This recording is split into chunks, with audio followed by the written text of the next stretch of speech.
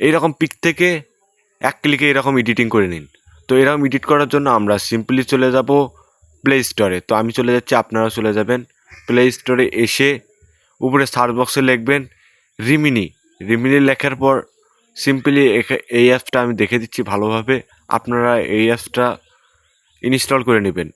যেহেতু আমার ইনস্টল করা আছে, আমি ওপেনে ক্লিক করে ভিতরে চলে আসলাম। আপনাদের পারমিশন নিলে পারমিশনগুলো দিয়ে নেবেন।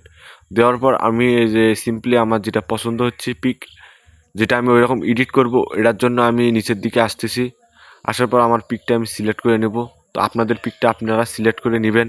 আমার পিকটি নেওয়ার জন্য আমি আরেকটু নিচের দিকে যাচ্ছি। আপনাদের পিক যদি উপরে থাকে তো উপরের দিকে আপনারা পেয়ে যাবেন। আমি যে পিকটা এডিট করবো ওটা আছে নিচের দিকে, সেই জন্য আমি এই যে ক্লিক করে নিলাম আমার এই পিকটা। তো আপনারা ক্লিক করার পর ইনহ্যান্সে চাপ দিবেন।